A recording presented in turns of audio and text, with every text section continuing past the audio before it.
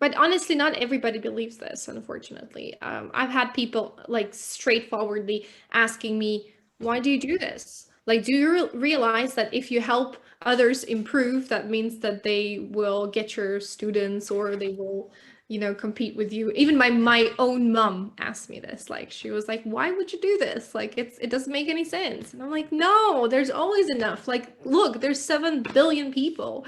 What do you think? I will not find my own audience just because I share some good stuff with people? Like, it's ridiculous. Yeah, yeah, I agree. I Mhm. agree. There are certain members of now. I don't want to name any names because the person that I'm thinking of has a lot of subscribers who are very loyal to him or her. Oh, maybe, Her. yes. Um, and um, and if I say anything critical of him or her her then I might get a lot of hate coming my direction. But there's um a certain curly haired person who is very infamous for that kind of stuff that you describe of like say I'm just gonna defend myself and I don't care about your page and it's a dog eat dog world.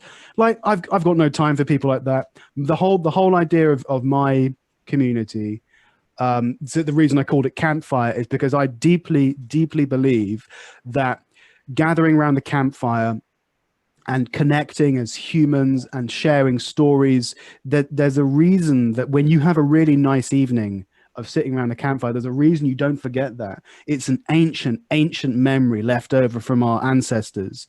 And we are social animals. We are social creatures. We need to, in order to understand the world around us, we need to do it through stories, through jokes, through laughing, through embracing, through and I know this sounds kind of corny, but it's so true.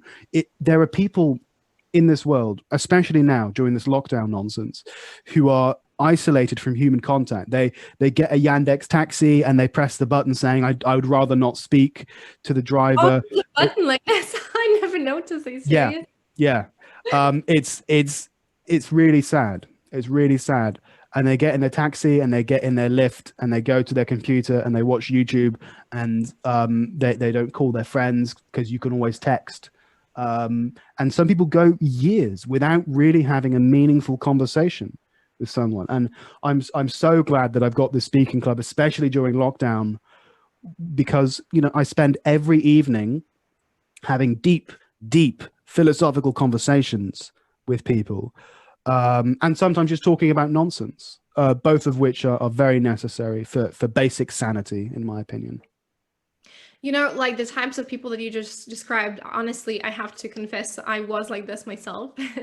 And I kind of feel like sometimes I also sway towards this kind of behavior because um, I do believe that we come into this world alone, this all this philosophical stuff and like we'll leave alone. So that's why you always have to rely on yourself and stuff like that. But I've noticed that sometimes, especially when I live abroad, like for instance, it happened to me in Vietnam when I was like really deeply engaged in my work and in the community, and because I had to work, I had like my full-time job in Vietnam, plus also online classes, plus community, lots of stuff.